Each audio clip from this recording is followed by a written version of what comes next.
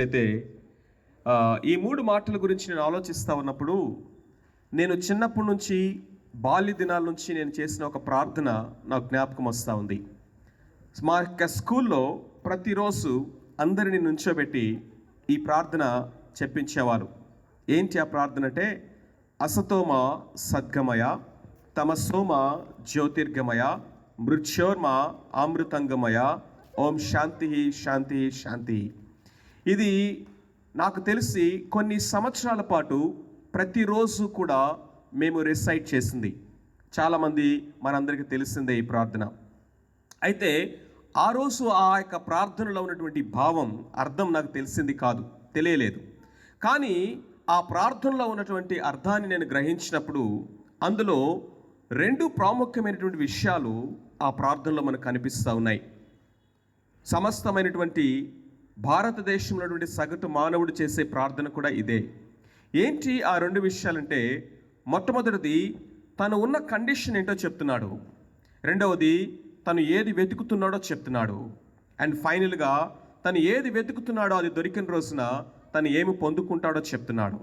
మొట్టమొదటిగా చూసినట్లయితే తను ఉన్న కండిషన్ ఏంటంటే, నేను అసత్యంలో ఉన్నాను అంటున్నాడు, నేను చీకటిలో ఉన్నాను అంటున్నాడు, మూడవది నేను మరణములో ఉన్నాను అంటున్నాడు.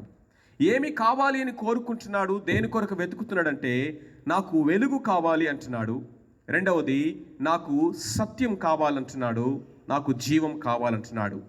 అసతోమ సద్గమయ అంటే అసత్యంలో ఉన్న నాకు సత్యం కావాలి, దాన్ని నేను వెతుకుతున్నాను. రెండవది తమసోమ జ్యోతిర్గమయ అంటే చీకటిలో ఉన్న నాకు వెలుగు కావాలి, ఆ వెలుగు నేను వెతుకుతున్నాను అంటున్నాడు.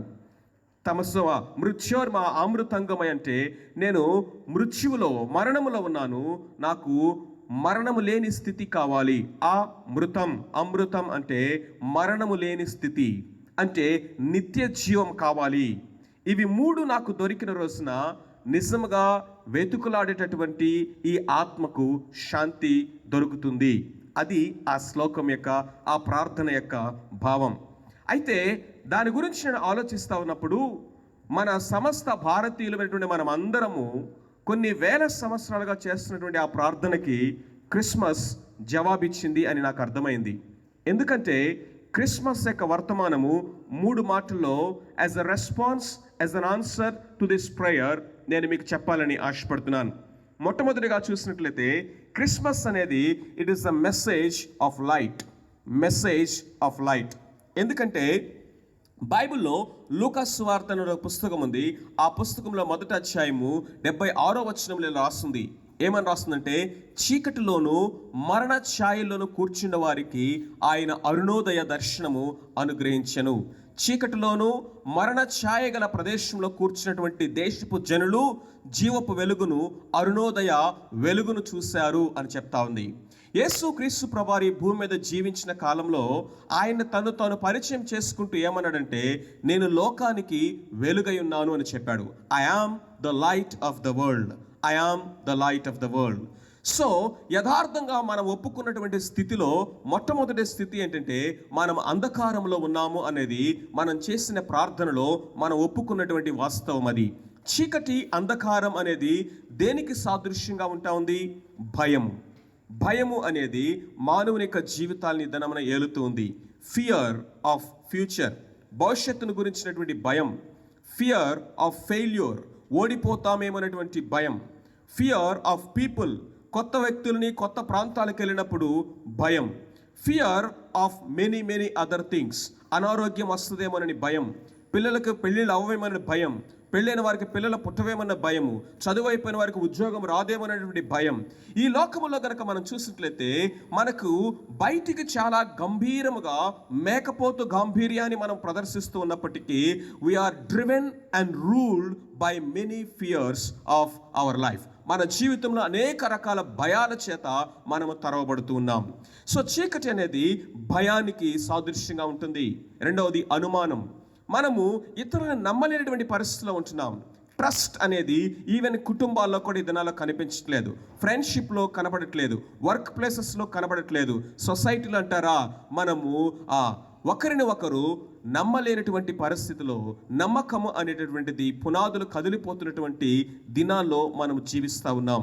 అంతేకాదు, అనుమానమే కాదు, అంధకారమే కాదు, అయోమయం. అంటే మన యొక్క జీవితంలో ఒక రకమైనటువంటి గందరగోళమైనటువంటి కన్ఫ్యూషన్ మానవుని జీవితాన్ని కదిలివేస్తూ ఉంది. Science, technology, internet, social media, ఈ విధముగా అనేక ఏరియాస్లో మనం అభివృద్ధి చెందినప్పటికీ కూడా మానవుని యొక్క జీవితంలో 3 ప్రశ్నలకి అతని దగ్గర జవాబు దొరకట్లేదు. ఏంటి ఆ 3 ప్రశ్నలు తెలుసా? ద ఆరిజిన్ ఆఫ్ లైఫ్, అంటే నేను ఎక్కడి నుంచి వచ్చాను. The purpose or meaning of life, నేను ఎందుకు ఈ భూమి మీద కొంతకాలం జీవిస్తా ఉన్నాను. ద డెస్టినీ ఆఫ్ లైఫ్, నేను చనిపోయిన తర్వాత నా జీవితం ఏంటి. The origin, meaning and the destination. Origin, purpose, destination. ఈ 3 ప్రశ్నలకి ఇవి తత్వమేమి కాదు, అర్థము కానివేమి కావు. ప్రతి మానవుని యొక్క జీవితంలో ఈ 3 ప్రశ్నలకు మనకు జవాబు తెలిసి ఉండాలి. లేకపోతే మన యొక్క జీవితం మీనింగ్లెస్ అయిపోయే ప్రమాదం ఉంది. This is the greatest confusion wear man is facing. ఈ విధంగా చెప్పుకుంటూ వెళ్తే మనము దేవుని గురించినటువంటి చింతన విషయంలో, దైవ చింతన విషయంలో కూడా లాట్ ఆఫ్ కన్ఫ్యూషన్లో మనం జీవిస్తూ ఉన్నాం. సో దీన్ని ఏమని చెప్తా ఉన్నామంటే, చీకటిలో, అంధకారంలో మనం జీవిస్తూ ఉన్నాం. To sum up all these things, మనిషి యొక్క జీవన విధానం ఈ రోజులు ఎలా ఉందంటే, ఒక గుహలో, టన్నెల్లో ప్రయాణం చేస్తున్నటువంటి వ్యక్తిలాగుంది. జాగ్రత్తగా ఒకసారి ఇమాజిన్ చేసుకోవడానికి ట్రై చేయండి. చీకటిగా ఉంది, వెలుతురు లేదు, లైట్స్ లేవు.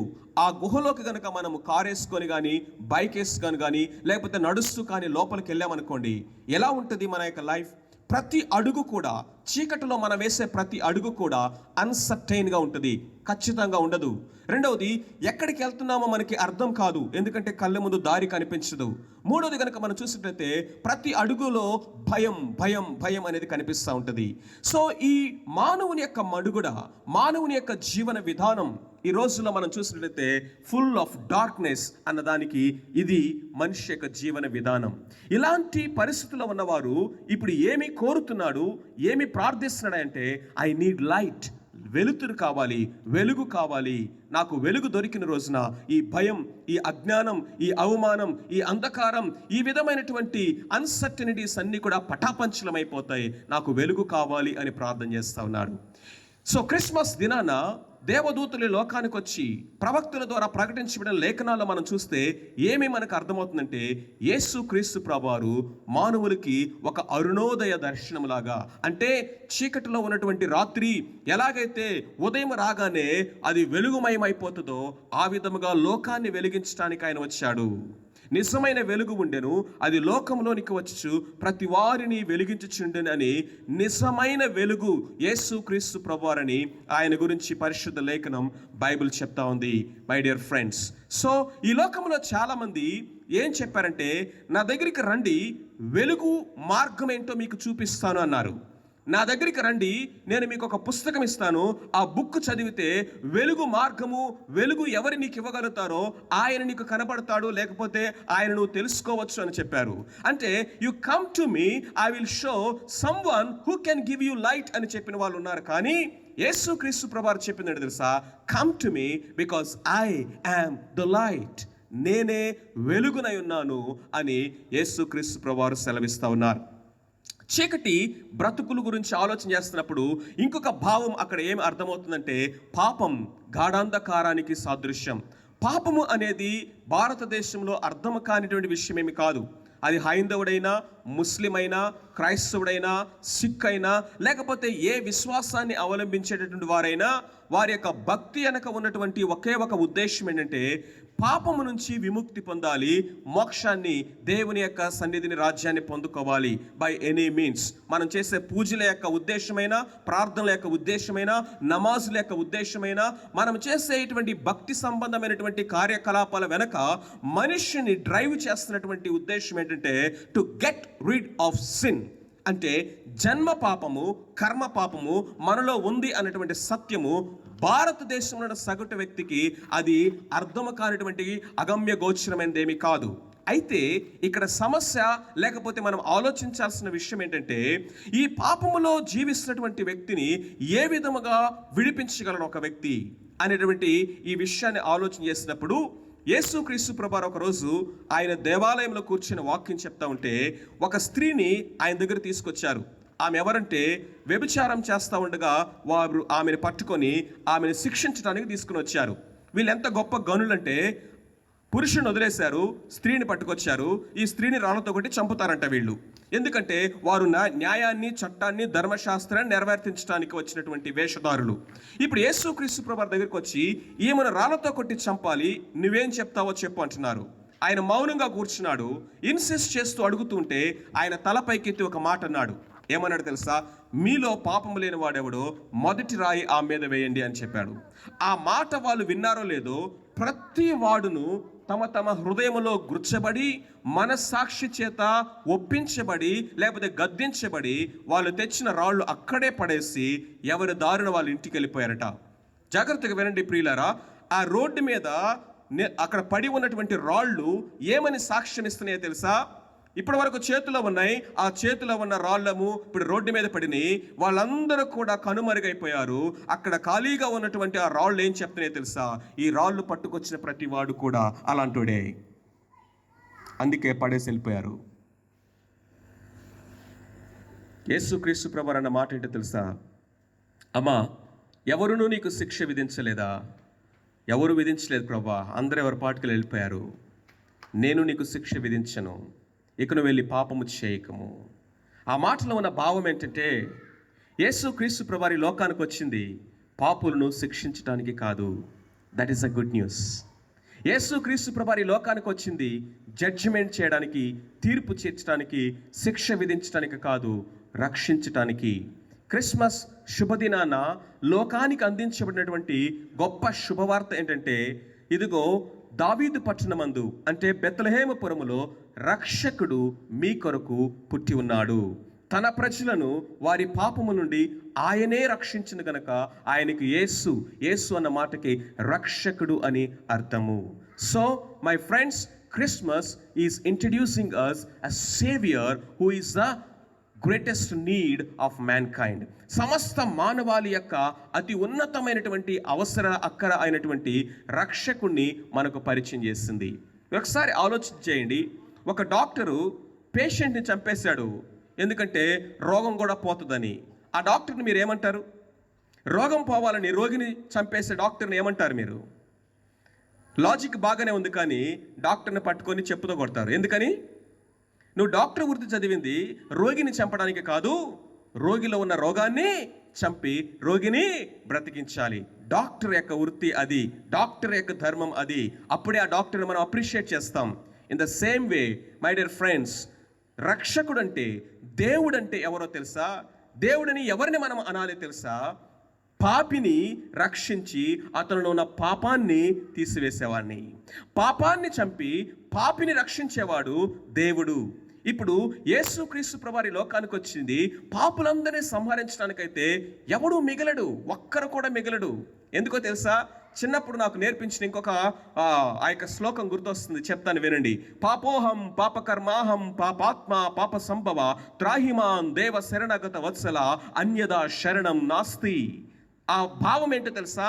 పాపోహం, అహంలో నేను పాపిని, పాపకర్మాహం, క్రియలో నేను పాపిని, పాప సంభవ, నా యొక్క సంభవము, నా ఉనికి, నా జన్మ పాపభూయిష్టమైనది. త్రాహిమాన్, దేవా నీ శరణ వేడుతున్నాను, నువ్వు పైనుంచి దిగువచ్చి నన్ను రక్షిస్తే తప్ప అన్యదా శరణం నాస్తి. అన్యదా, ఒక 5 minutes ఆగండి. అన్యదా శరణం నాస్తి అంటే అర్థం ఏంటంటే, నువ్వు దిగివచ్చి నన్ను రక్షిస్తే తప్ప నాకు ఇంకా వేరే శరణం, వేరే గత్యంతరము లేదు. That's a prayer, that's a prayer. ఆ ప్రార్థనలో మనమందరం యథార్థంగా ఒప్పుకున్నటువంటి సత్యం ఏంటి తెలుసా? పాపోహం పాపకర్మాహం పాపాత్మ పాప సంభవ. This is the condition of every human being. ఇప్పుడు మీరు చెప్పండి, దేవుడు కనుక పాపులను శిక్షించడానికి వస్తే ఎవరన్నా ఒక్కరు మిగులుతాడా? ఒక్కరు కూడా భూమి మీద మిగలరు. That's not the solution, that's not the wise solution anybody can think of. That's why God himself took the flesh and blood. మానవుని యొక్క రూపమును, రక్త మాంసమును ధరించుకొని ఆయన ఈ భూమి మీదకి వచ్చింది. ఎందుకంటే అలాంటి పాపపు స్థితిలో ఉన్నటువంటి ప్రతి వారిని ఆయన రక్షించటానికి, శిక్షించటానికి కాదు, ఆ స్త్రీ యొక్క జీవితాన్ని చీకట్లో ఉన్నామని వెలిగించాడు యేసుక్రీస్తు ప్రభువారు.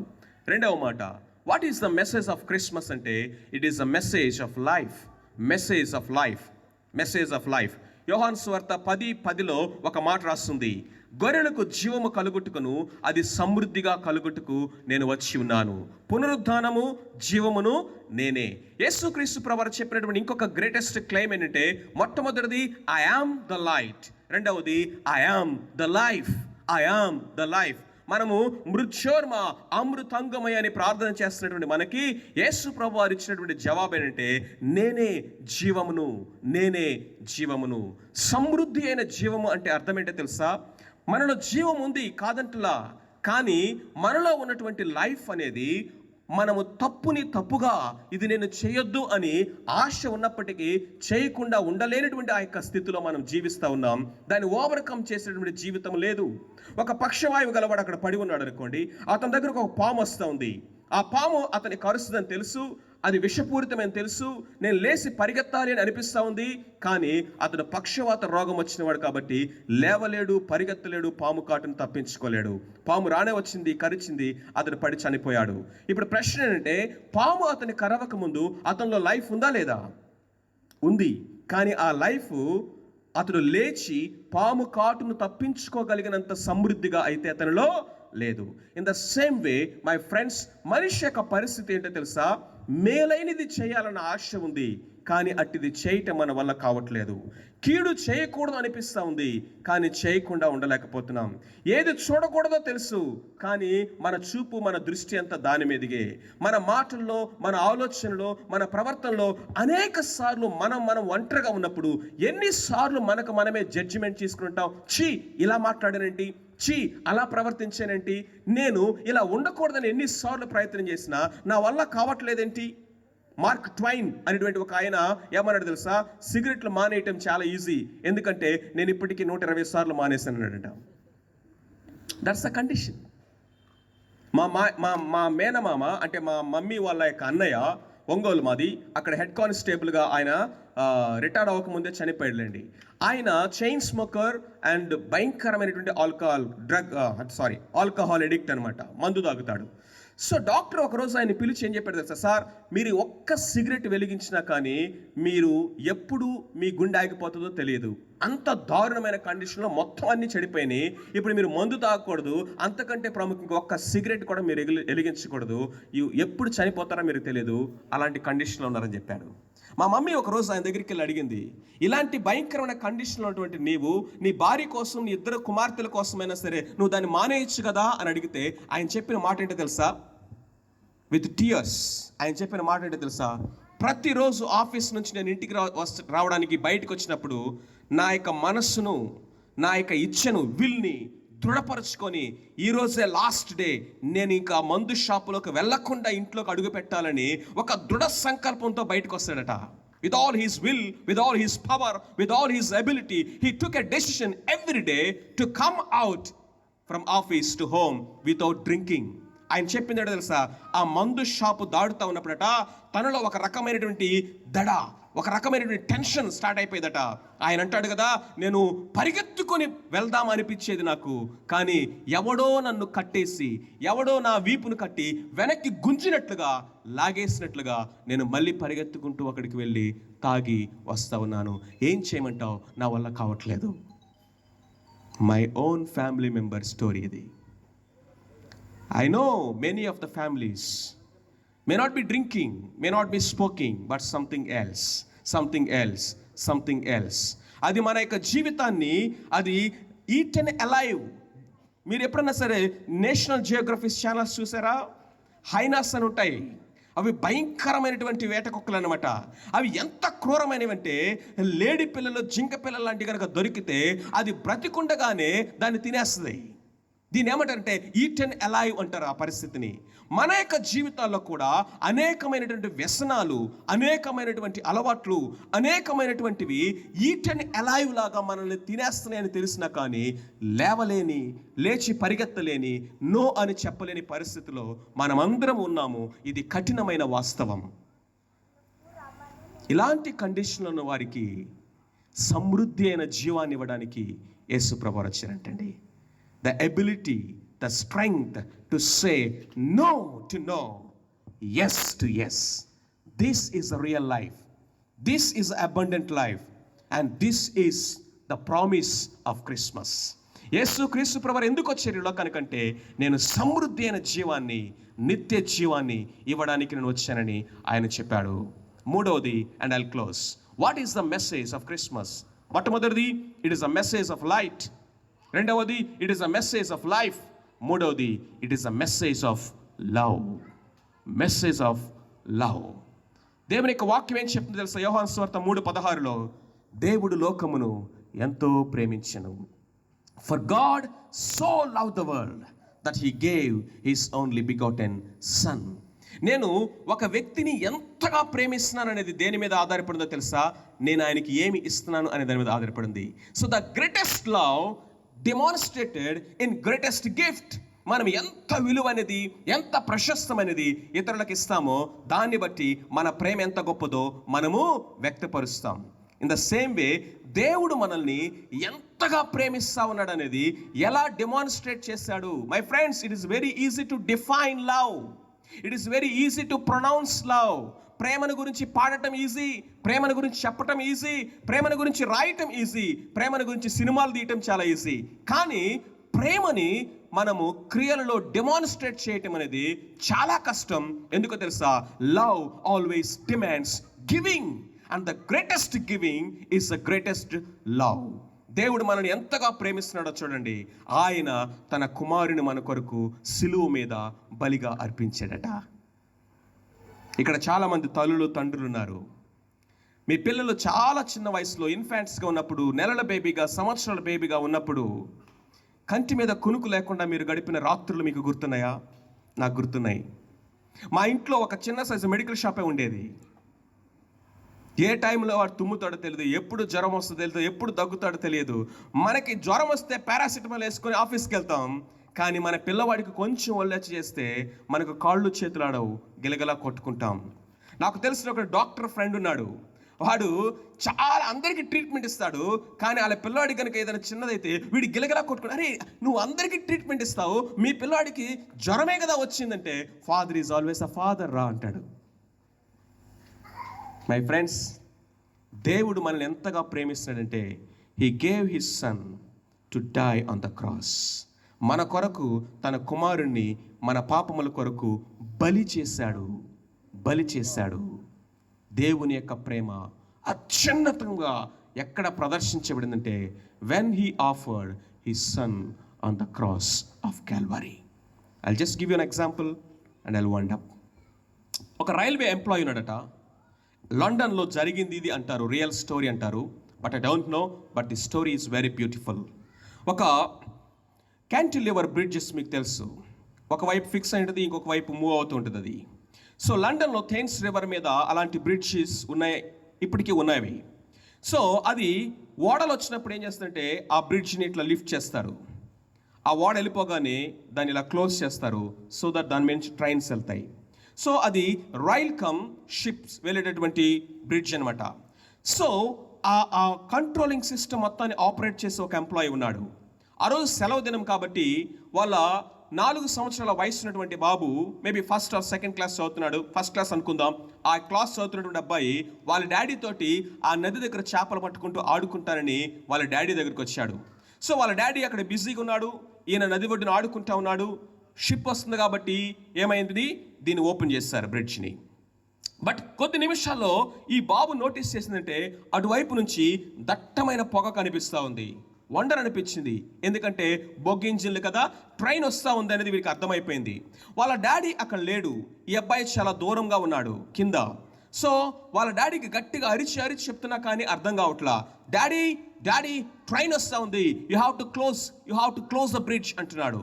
నాన్నగారు అక్కడ కంట్రోల్ సిస్టంలో కనపడట్లేదు, ఏం చేయాలో అర్థం కావట్లా. ఒకవేళ కనుక ట్రైన్ అలాగే కనుక వచ్చిందా, నదిలో ట్రైన్ చిత్తుగా అది పడిపోతాయి. అందరూ కూడా కుప్పలు తుప్పలుగా శవాలు అక్కడ కనపడతాయి.